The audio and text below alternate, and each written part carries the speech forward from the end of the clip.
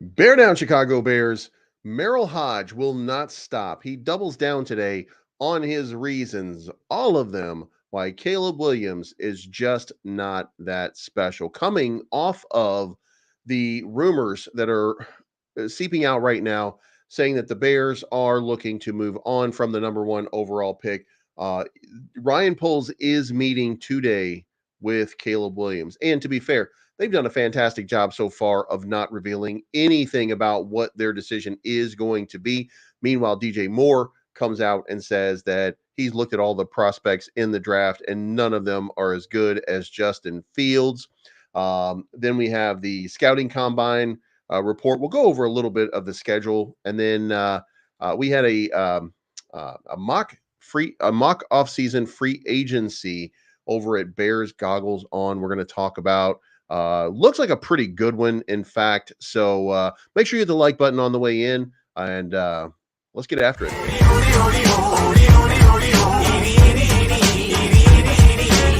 I can't wait till Friday. Everybody's getting sideways.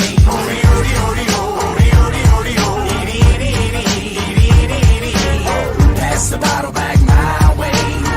Everybody's getting sideways. All right, guys. So to lead this off, there's there's rumors that the Bears in the last 24 hours, especially Peter King, in one of his final articles, says that he thinks that the Bears are leaning away from Caleb Williams and the number one overall pick. And you know what? Fair enough. If you're hearing inside rumors, but you don't have any confirmation on it, I mean that's okay.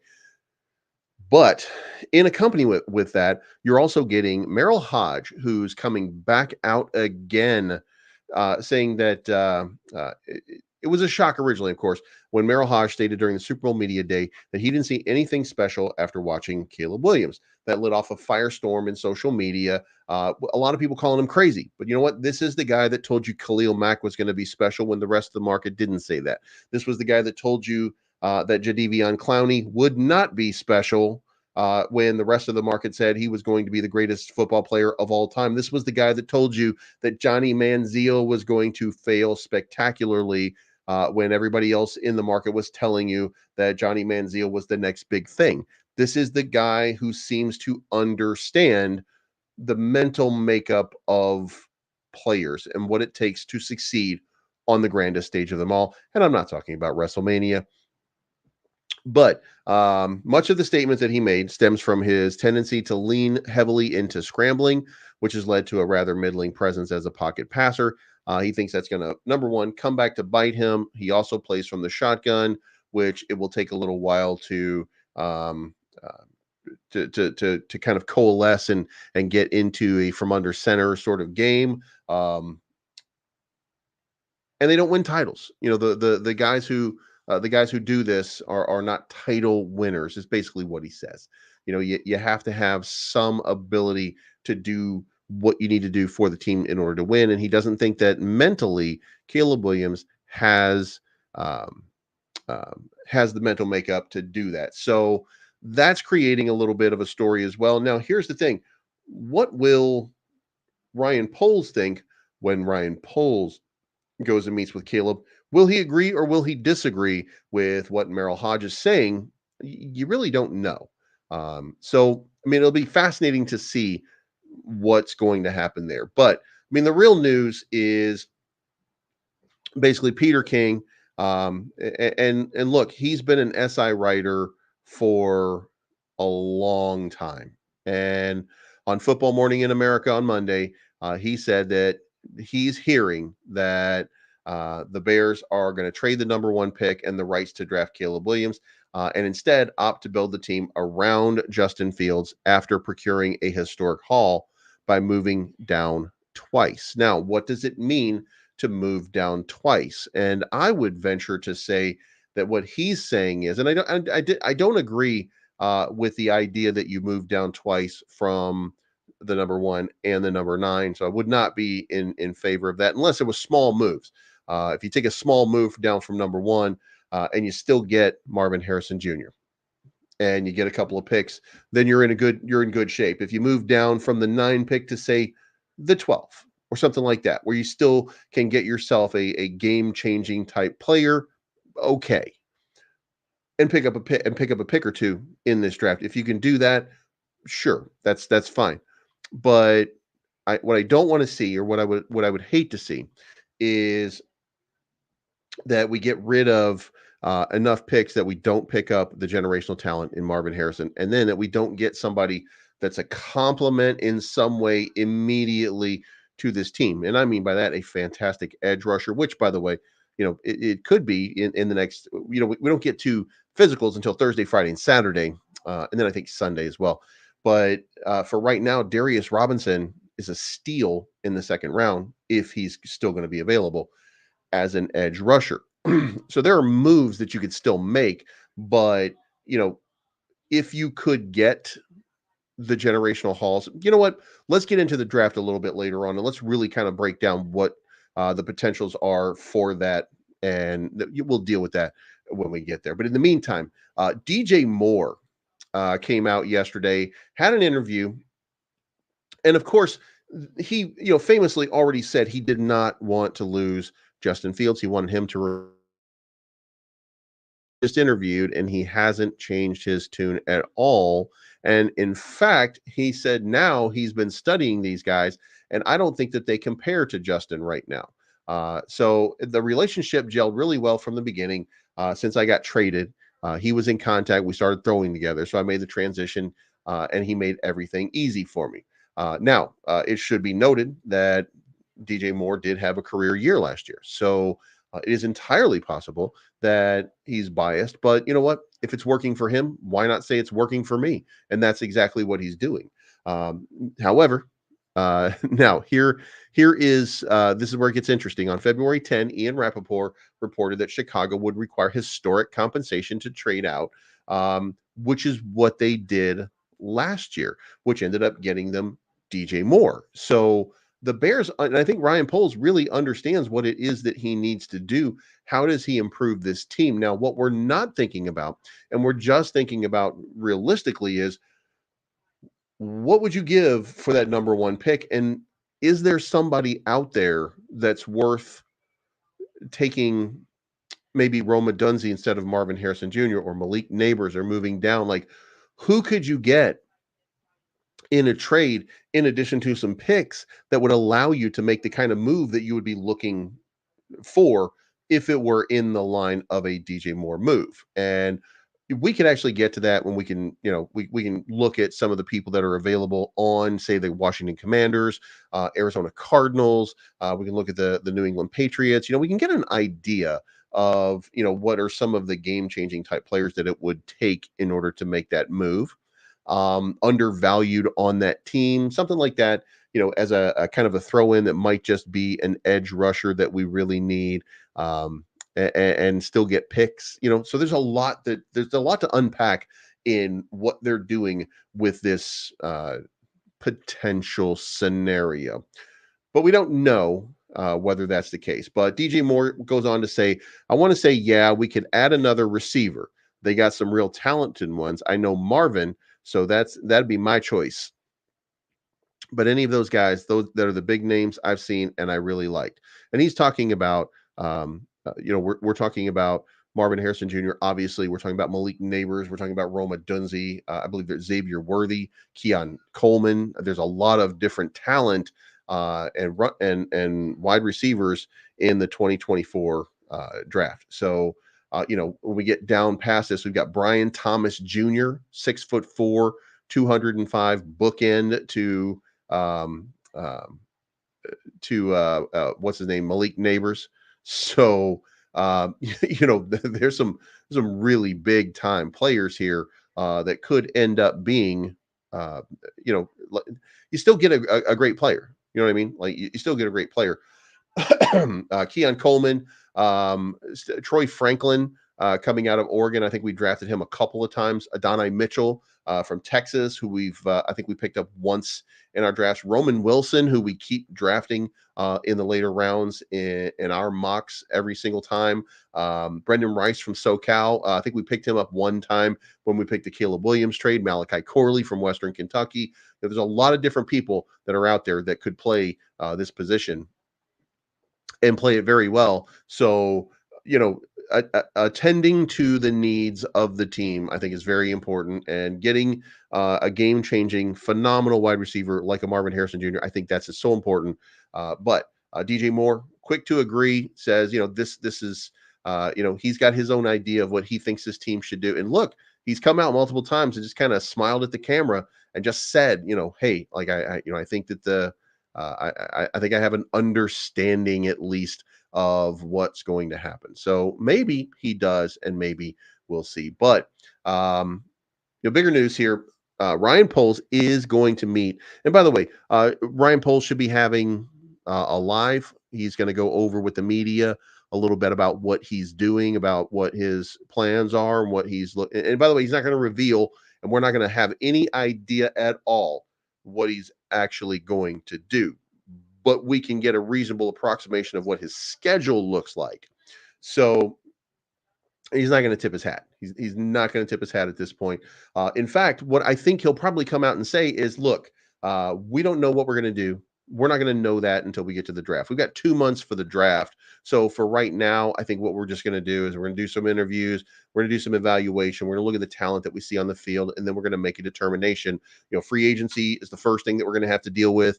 March 11 is the first day that you can talk to the players. March 13 is the first day that you can sign. That's the opening of free agency. So 2 weeks from now, we're going to be dealing with an entirely different scenario. So we'll worry about the draft after we're done a little bit with free agency. And I think that they're going to want to make some moves very, very quickly. First of all, I do think that we're going to get the franchise tag on Jalen Johnson. So, I would expect to see that any day now. And then that'll lead to a cascade of additional moves for the team. So that's just my opinion and just my guess about what I think would happen. So, but let's move on here. So, from this, what we've got here is today is going to be registration, orientation, general medical exam for defensive line and linebackers. Pre-order studies, and then team interviews. Then we've got for defensive backs and tight ends, running backs, quarterbacks, and wideouts. We've got registration, orientation, and team interviews. Then there's going to be some continuation of that on Wednesday, and then we got offensive line and place kickers. They're going to be Wednesday when they'll have registration, orientation, and team interviews, and then Thursday is going to be defensive line and linebackers are going to be do measurements. Then Friday, we're going to have measurements on an on-field workout on defensive backs and tight ends. And then Saturday, we're going to get the measurements on-field workout for running backs, quarterbacks, and wideouts. And then we're going to get the same on Sunday for the offensive linemen. So also on Friday, Saturday, Sunday, and then on Monday, we're going to get the bench press workout, stuff like that. We're going to start to see the power level of some of these guys, what they can do. So, we'll have a better idea. And I think that Ryan Poles will probably be upfront with you on, what he sees and that he's excited about all of the talent, et cetera, et cetera. And then I think we'll start to get leaks. I think we'll start to get real leaks. And if we don't get leaks, what we'll probably start to see is we'll start to see in the free agency moves that we get, what are the Bears going to do? But in the meantime, let's look at free agency, get an idea of what it's going to look like for the Chicago Bears. So the first order of business, obviously, is we're going to have to get our guys back. Now, we got about 16 players that are slated to hit the market. We're probably looking at Jalen Johnson is going to be kept. Justin Jones, defensive tackle, probably going to be kept. Long snapper Patrick Scales, I want to say we're probably going to keep him, or he'll be offered enough to be kept. And then Equinemius St. Brown and Josh Blackwell. Those are the ones. And by the way, Jalen Johnson probably going to be franchise tagged. So I would imagine that Jalen Johnson not going to be happy. You know what I mean? But he's still going to have to play hard if he wants to get that big contract, even if it's somewhere other than the Chicago Bears. So the main need now for the rest of the season, in the event that we were to do that, we're going to need a number 2 wideout. We need an edge rusher. We need a center. We need another tight end. Mercedes Lewis, just probably, great defender, but we already know what we get with Mercedes Lewis. I hope that he can be re-signed as a backup. But I mean, the guy's 40 years old. great guy for the room, but maybe we would like to get something a little bit better. So first up on that radar is going to be this guy right here, Bryce Huff. That's edge rusher. If we could line up this guy at $15 million a year, by the way, I do want to point out 3 years, $45 million. He's going to be one of the top available edge rushers to hit the open market. Now, if you pick this up, changes the dynamic of your draft exponentially because you would then be able to reach maybe into the second round, and that's where Darius Robinson comes into play. Maybe pick up a that kind of guy. Now, remember, currently there's nobody for the Bears in the second round. So we're gonna have to trade in order to get some of those second round picks if that were to be how this plays out. But Bryce Huff on the radar, probably the premier target for the Bears at this point. And let's face facts here: if we could get, it's going to be expensive, by the way. But if we got $20 million for Jalen Johnson, and then the next move that we got was $15 million for Bryce Huff, that's expensive. It's an expensive roster, but we've got the money now. We've got the capital right now to make a few of these nice moves, and this would collapse the pocket. I mean, this would collapse the pocket. And here's the other part. I think, Justin Jones, Andrew Billingsley, this is a number one rushing defense, by the way. So it should be noted that these guys are part of the number one rushing defense, and they were the stalwarts in this line. The fact that they would now have two edge rushers collapsing the pocket is going to turn them into stars, in my opinion, if that's the way we go. But here's the other part. I think Gervon Dexter and I really think that Zach Pickens are probably going to be testing these guys all year long, and they're going to be a good spot and a good relief. I mean, they were also part, Zach Pickens sparingly, but Gervon Dexter was worked into that lineup very well and provided a serviceable and very inexpensive option on that defensive line. So I got a sense and a feeling that the Bears are in really good position if they can get somebody like a Bryce Huff. Now, the other guy who's available in the market that there's a lot of looking at and could be part of a trade package with the New York Giants, which would still allow, and first of all, I should say, if this were to happen based on the NFL draft order, then I would say that Marvin Harrison Jr. is probably out of the woods. Like we would not uh we would not be able to get him because this would be down to the sixth pick. So we'd be looking at number 6 and number 9. And the Giants have been largely connected to Malik Neighbors most of this time. So I do think, and I don't like this idea, but in the event that this happened, then, and by the way, I still prefer Khalil Herbert and I still prefer Roshan Johnson. But if Saquon Barkley was available, I mean, he is um, potentially part of a package that the Giants would try to ship out with, maybe a sign and trade deal or something like that, something favorable. So, we'll see what happens. But this guy is largely on the radar right now for the Bears. So, again, I disagree, but I'm not really opposed to the fact that maybe he could pop in on the team. And I don't want to waste I really don't want to waste Khalil Herbert because I think that he's a really good talent. But we'll see. Now, the other one, and this is the big one, I think, for or should be for everybody. Connor Williams. Connor Williams, 3-year, $40 million deal, $13 million a year. Now, he did suffer an ACL in Week 14, so we're going to have to see whether or not he checks out and he can play. And if he can, then this is the guy that we're going to want. This is the best center in the draft. We haven't had a true center since Olin Kreutz. I mean, and consider that Olin Kreutz is just the guy out here. He's the talking head now. We don't even remember him playing. It's been so long. Cody Whitehair's been here. We've had Dan Feeney. We've had Lucas Patrick. We really haven't had a really good center in a very long time. Now, if you notice in some of my drafts, I keep taking Connor. I keep taking Bartolini from Wisconsin because he's available later in the draft. But the guy's like really short arms, stuff like that. There's limitations to it.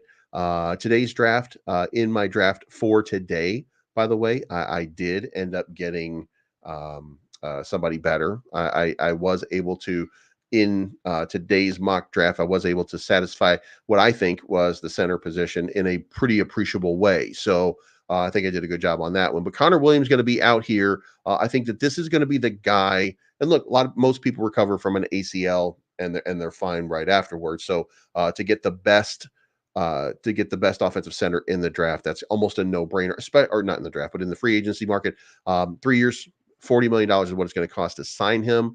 It seems like a pretty good idea. But the other thing, again, we talked about Mercedes Lewis. What we do need is another bookend on this offense in order to give us just that one more piece that we really, really, really kind of need, right?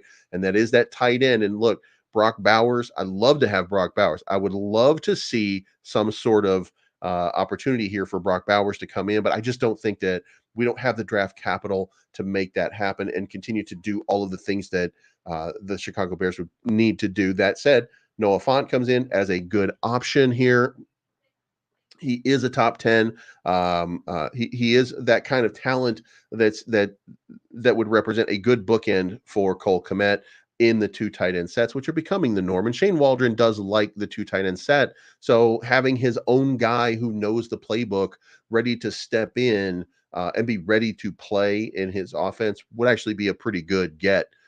Even if he changes the system, even if we're leaning into Justin Fields, and even if we're leaning to keep adjusting Fields, and there's some variation to it, he would still be part of a system, and he would be familiar with the system and the play calls, et cetera, et cetera. So then the next guy up that probably changes things dynamically is going to be Curtis Samuel, and he is valued at about 2 years, $15 million. Other than DJ Moore, the Bears never had anyone from the wideout spot that added any value or production. Now, I don't think that's entirely true. I just don't think it was all put together at the right time. Darnell Mooney had a very down year this year. I want to say the fan in me looks at it and says, well, Luke Getsy kind of underserved what Darnell Mooney was doing. So I would think that maybe that's the case. But Samuel is going to be a solid number 3 wideout. And here's the thing, that would allow us to move on cheaply from Darnell Mooney. Now, here's the thing, Darnell Mooney's place in this offense is in the 3 slot, which is Curtis Samuel's natural position. So if you can get Curtis Samuel for $7.5 million a year, $7 million a year, then you can move on from $13 million Darnell Mooney. And Darnell Mooney deserves to, and not move on. Like, you don't want to dump Darnell Mooney, but at $13 million, it's prohibitive to re-sign him as a 2, even though he's not. He's in the 3 slot. So he's overpriced for the position that he's actually available for in this offense. So, Darnell Mooney, probably moving on. Just, I don't know that he would take the pay cut. Like, I don't think that he deserves to take the pay cut that it would require for him to fit into the Bears offense for 2024. I don't think that he's worth 13 million in that 3 slot. So it's very difficult to justify holding on to him. So that being the case, this is what you got to do. So now the other thing, a lot of people are still talking about a trade for Justin Fields, and I don't know what that really looks like. At this point, we're going to say, based on Peter King, and look, we don't know, and neither does Peter King. Nobody knows what's going to happen with the Chicago Bears. Nobody has any idea exactly how this is going to play out. What they do know is the product that we see on the field, and we just kind of hope for the best. But let's just say, in my draft, by the way, I did do something absolutely crazy. Um, um, and you never really know what's going to happen. And Alex just said, just listen to polls. Sounds like Justin is out. So you never know what's going to happen here. So, and he might be clarifying, you know what I mean? Like, we have no idea. Um, and we'll see exactly what they have to say. But let's move on now. And remember, these are the draft picks that we have going this next into this next draft. We have the number 1 pick, the number 9 pick, the number 75, number 110, 122, and 142. And I really don't think that the Bears. And look, if you end up getting a good run, if you will, if you end up getting a pretty good run, then maybe um, um, as a matter of fact, by the way, let me clarify here, because we just got Alex Hernandez said he just listened to polls. It sounds like Justin is out. This is hot off the press. This is Ryan Poles said, uh, I would say our approach is exactly the same as last year. Obviously, we chose to trade back last year, and I think that helped our team out a lot. Trade down incoming. And I don't know that that means anything yet. Um, and on his historical trade down package, he says, I'm looking for that kind of return to continue to improve our football team. I don't know if that's real or not, but Ryan Poles said his phone has been ringing off the hook. So um, we'll see what this says. Bears are currently working on a deal for Jalen Johnson right now, and he says he's feeling good about it. Ryan Poles says he hasn't had any big time conversations with teams about possibly trading out of number one, but a lot of clubs have checked in to take the temperature. Says it would have to help our organization significantly to trade out. So there you have it. That doesn't that to me that doesn't sound like that doesn't sound like anything good, bad, or indifferent at this point. It sounds like he's trying to play it real close to the vest and see what he can shake out of people or what he can get from people. That's kind of what it sounds like to me. But what the hell do I know? You know what I mean? Anyway, so let's get into the NFL draft. I did a draft, and we're going to see how that draft played out right now.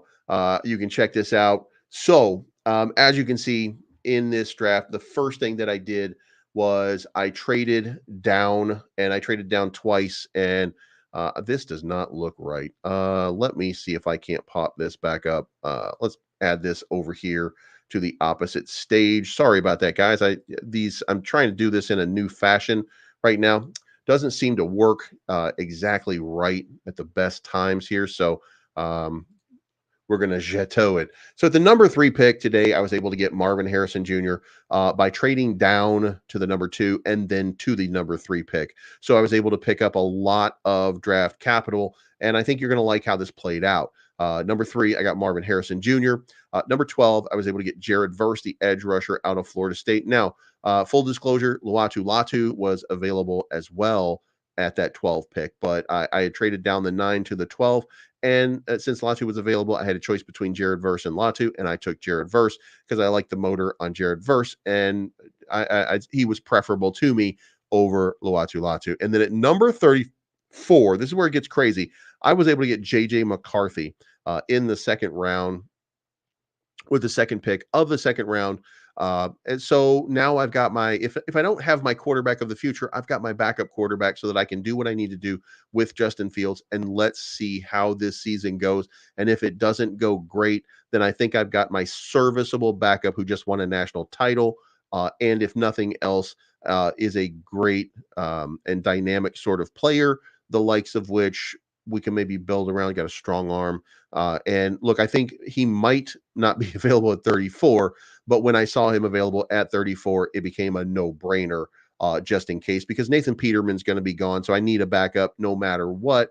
JJ McCarthy represents that option. So there we go. Now I went to Cameron Kitchens, which is the best safety available at the number 36 pick. And then at the number 40 pick, I was able to get Zach Frazier. Zach Frazier grades out as the number 2 offensive center that's available in this draft. And then I moved down to number 67. I was able to get Tavondre Sweat, defensive tackle. Again, I just want to keep defensive tackles coming in and out of this team and pushing that line for playing time.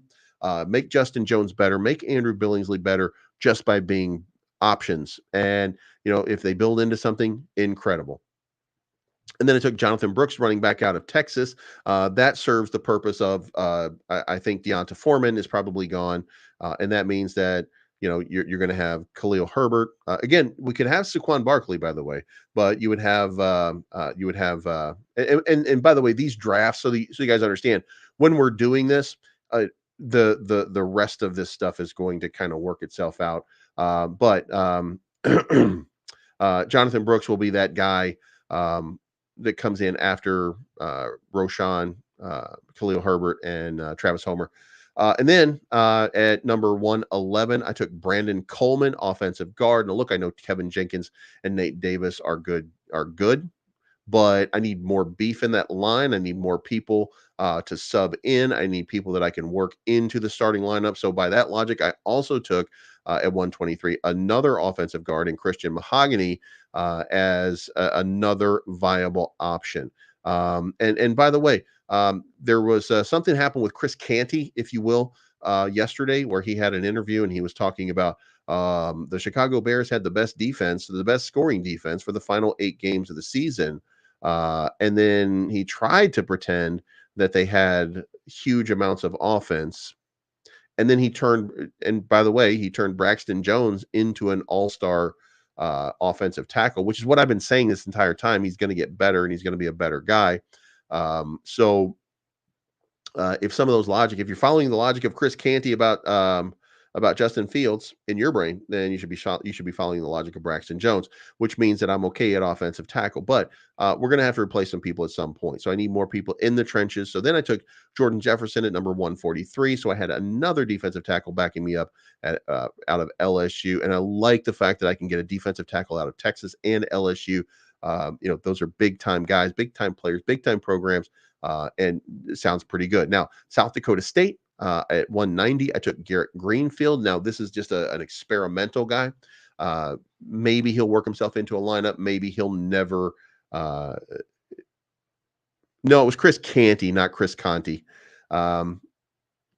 Was Garrett Greenfield at number 190. And now here is the important part. What I was able to get in addition to that was the number 2025 Denver first round pick, the number 20, the number 1 Washington pick in 2025, and then a 2025 New England second choice. So I mean, guys, what do you think? I mean, I feel like, we're sticking with Marvin Harrison at this point. And I've stuck with, I've made some changes as I go along because I really don't know what free agency is going to look like. But, this is kind of where we get Marvin Harrison Jr. And I try to do my best to make sure that I get him every single time. I've done service to Caleb Williams at number 1. I've done a service to taking JJ McCarthy at number 9. I've done, and by the way, JJ McCarthy ranked as the 14th best player overall in this draft. So it would stand to reason that you're reaching a little bit, but not much to get him in that position. Seeing him down here at 34 becomes a no-brainer. That's the most talented guy available at that point. But we got Cameron Kinchens, we got Zach Frazier, Tavondre Sweat, Jonathan Brooks, and then we got Brandon Coleman, Christian Mahogany, Jordan Jefferson, Garrett Greenfield. We got 1, 2, 3, 4, 5, 6 trench players. We've got 1, 2, 3, 4 skill players. So overall, I think it's a pretty good opportunity. So now the question becomes, what happens with Caleb Williams? So that I don't know how this ends. I really don't know how this ends. I think that it is imperative upon Ryan Poles to not wink and nod and tip his hat in any way as to what might happen, because he needs all of the draft capital, the secretiveness, whatever pieces you need in order to not tip your hat as to where you're going. In fact, you're going to infuriate 80% of your fan base if Justin Fields is not your quarterback. But you might need to do that. So if you do, you shouldn't tell anybody until it's time. And the framework for a trade should be in place for Justin Fields probably before free agency.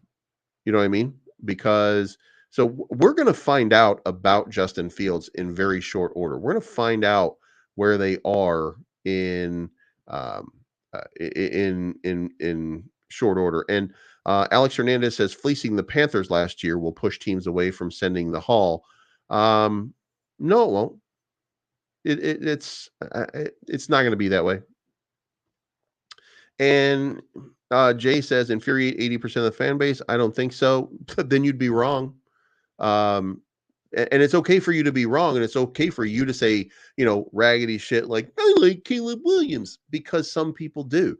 As a matter of fact, 19% of the Chicago Bears fans would like to see Caleb Williams.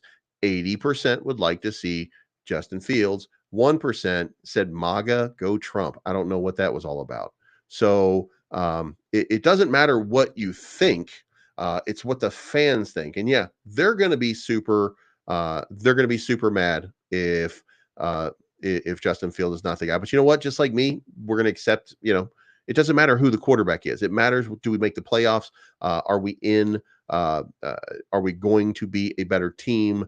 Are we improved? So they're going to be infuriated at first. They're going to be like, "I'll never be a fan again. This team is going to suck." Blah blah blah blah blah.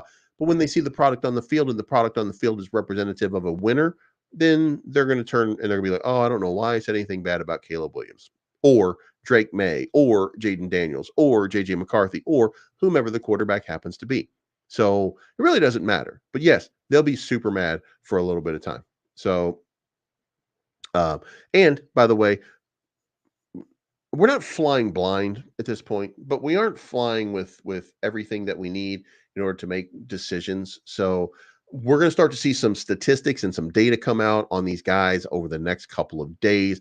The combine, if nothing else, is good for leaks, and we're going to see a lot of different things that are going to happen here because in the top position, Caleb Williams going to interview with the Bears. He's going to interview with the Commanders. He's going to interview with the Patriots. I think it's like the top 5 teams.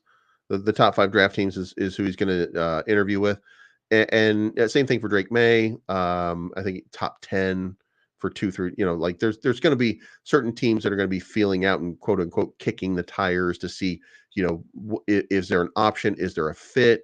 And it could be that Caleb Williams walks into the Chicago Bears and says, "Look, guys, I didn't hire an agent," and I think everybody here who said they want to get Caleb Williams because Caleb Williams is going to be the Chicago Bears quarterback. And you talk like that in my head just because I can't help myself. That's exactly what I hear when you say shit like, Caleb Williams is going to be the next quarterback. Well, so Caleb Williams knows that he could be the next quarterback for the Chicago Bears.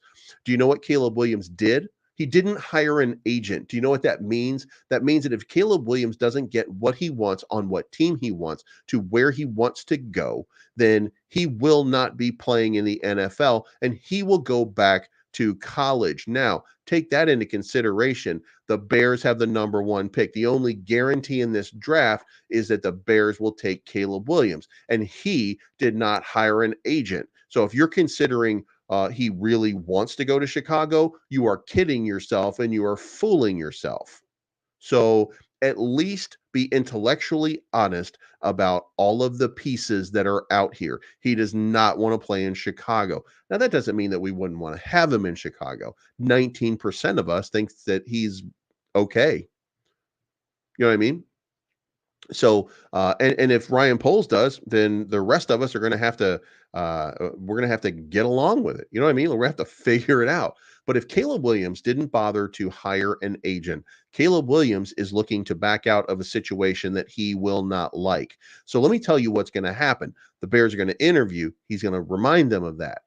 Then the Bears are going to have to make a decision on whether they can trade that pick. And you know where he wants to go? Washington Commanders. So you know what the Bears are going to have to do? They're going to have to get a haul from the Washington Commanders. And you know what the Washington Commanders will be able to do? They'll be able to use that as leverage to try to make sure that that doesn't happen because then they can play hardball.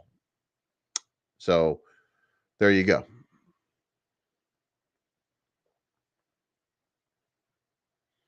Marvin Harrison did not sign with an agent. Marvin Harrison doesn't know where he's going to go. That is possible as well. That is possible as well. However, that would end up being the knock against Marvin Harrison. Between finger painting, like FUCKUCLA on his fingers, the crying episode, the dress that he wore to his prom. I want to say Caleb Williams. I don't know why he was wearing it, but I mean, he's in a different space, and I don't want to say he's a prima donna. I don't want to say that. I don't want to say that. I mean, the guy plays his heart out when he's on the field. I mean, the reason that he was crying to his mommy is because he lost a game that he felt like he has a belief that he can do everything, that he is the Superman. And that kind of confidence, I mean, that's the kind of confidence that I would want in my quarterback anyway, even if I like Justin Fields more. Uh, so, I mean, you really have to look at these kind of things and figure out, like, where does this all fit in? I mean, um, you never know. I mean, here's the thing: number 3 draft pick Marvin Harrison. What if he decides he's not going to sign? You know what I mean?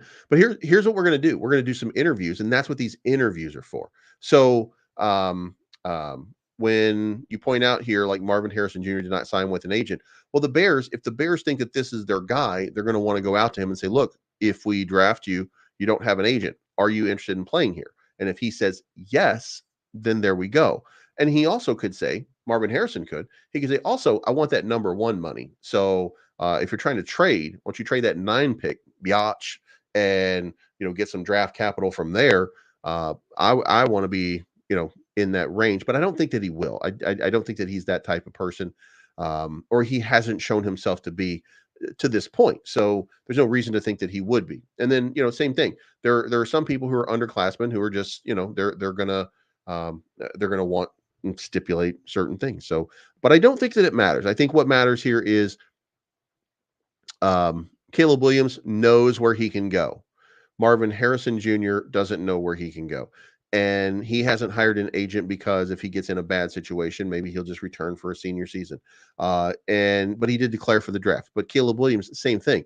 Caleb Williams, um, Caleb Williams is in control of his destiny, if you will, at number 1 or number 2 or even number 3. So he's using his leverage. Um, yeah. And then for 3 years, scouts have been saying Caleb Williams is generational. No, as a matter of fact, some scouts have been saying that. Other scouts have been saying he's pretty okay. I mean, like I wouldn't not want to have him on his team. But also, Merrill Hodge says he's an absolute head case.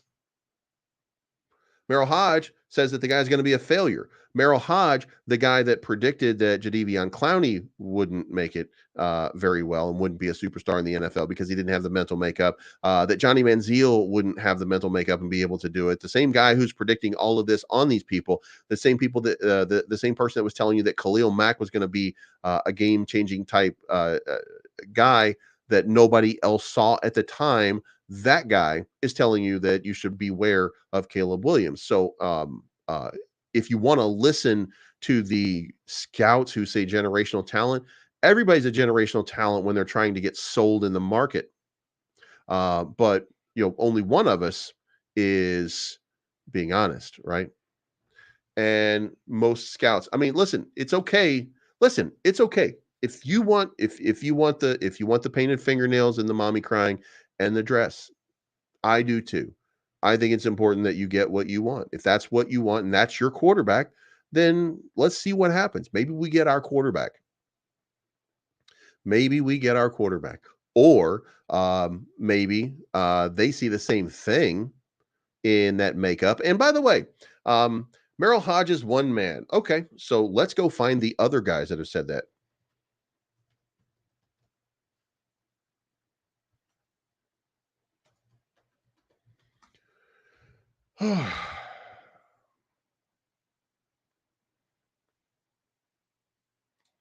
Should Caleb Williams' character worry us? Why is Caleb Williams already being labeled as a bust? Red flags on Caleb Williams back in October of last year. NFL Insider has some very harsh criticism for Caleb. By the way, none of these are Merrill Hodge, by the way. So when you say it's only one person, no, it's not. As a matter of fact, Caleb Williams ripped to shreds Daniel Kelly, former New York Giant. On and on, you will find people who are saying the same thing. So when you say that, and you pretend that it's only one person, then we can say, okay, cool, good pretending, but that's not true. There are multiple people who are saying the same things. They're echoing the same instances. And are they right? I don't know that they're right. I'm not defending their opinion. I'm saying their opinions are just as valid as your opinion that Caleb Williams is cute and he's got a pretty mouth. It's the same thing for me. Like, I don't care. I don't care if Caleb Williams plays here or not.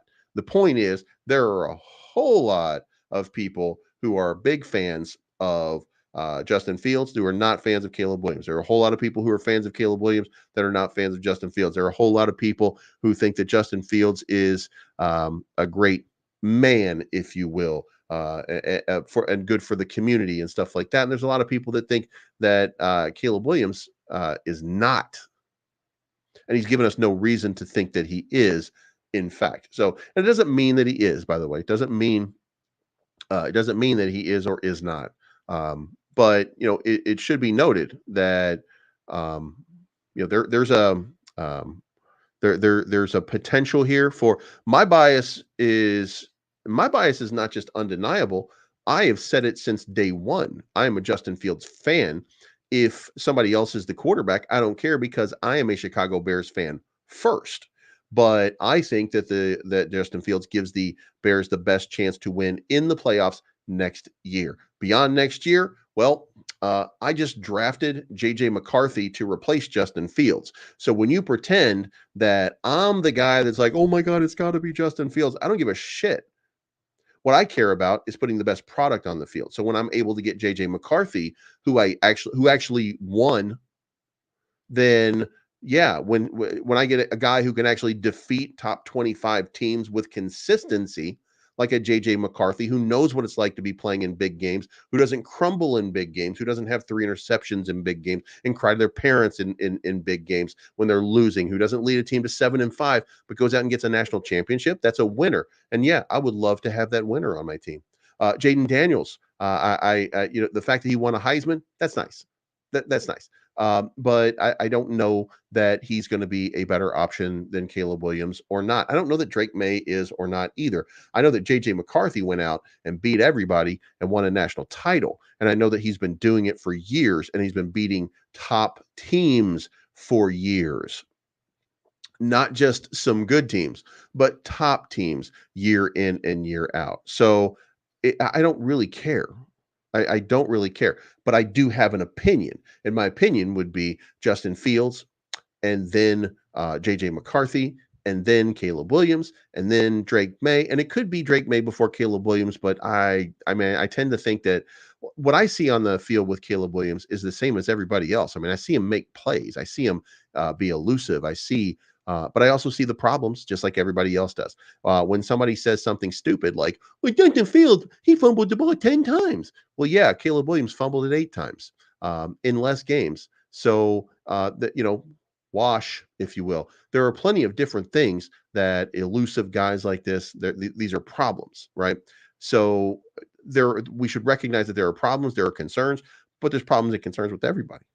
Caleb Williams doesn't play in a drop back scheme. He's been playing out of shotgun for years. And any quarterback tells you it takes some time to get used to that because that's not something that you're accustomed to. And it will take you 2 to 3 years to get familiar with it. But then you say, well, but I think that he's special. Okay, who gives a shit? That doesn't mean that he is. It just means you think he is. So there are plenty of reasons for each and every person. And don't get me started. Tebow, oh, God damn it. Tebow got blackballed from the NFL. I was a big fan of Tim Tebow. I wasn't a fan of all of his religious nonsense. Like that to me is not I'm not that guy, but I thought as a competitor and as a fighter and as a player, I thought he was awesome. And, I would love to have seen him play a longer time for whatever reason. I don't know if he had ever been a great quarterback, but he was a winner. And, I think that when you can chill him out just a little bit, he probably could have led a team. He just didn't get a shot. Things happen. Um, things happen, and you just don't get that opportunity. But I thought Tim Tebow was a great player, but I think JJ McCarthy is a better player in that. Um, Lamar Burrow, all Heisman. Tebow was awful outside of the fourth quarter. That's what I'm saying. Like he was not the guy. Like I would have problems with him on my team because I'd be like frustrated. But then when the fourth quarter came around, I felt like if you had a defense that could do something like that, then sure, like sure. Um, Longtime fan would like to keep Justin Fields. Look at that. Religious nonsense. You're ridiculous. Well, it's your YOU apostrophe RE. That's probably that religion creeping through. Um, but yeah, I don't, just because you believe in something doesn't mean I have to believe in something, or that you have to tell me about it. I don't believe in that stuff. What my beliefs are different than Tim Tebow's. And I mean, I'm pretty sure that to everybody but Tim Tebow, that Tim Tebow's going to hell, and everybody's going to hell that doesn't agree with my little one idea right here. That's nonsense. There's enough room for everybody, and you shouldn't be intolerant of people who don't believe the same thing that you believe. Wasn't that the guy in your book that told you that, though? Not me. You should be tolerant and you should be accepting. Anyway, that's my time, guys. Well, no, I can do that. That's called freedom of speech. I live in America, so I'm able to say stuff like that. And you don't watch me because you don't like me saying that, and that's okay. Um, but the thing about it is I think Tim Tebow is a fantastic person, and I think that he's a great player, and I would love to. He can start on my team every day of the week. I don't care. So there we go. All right, guys, you have a good day and have fun and enjoy your day. And bear down, and we'll talk to you again very, very soon.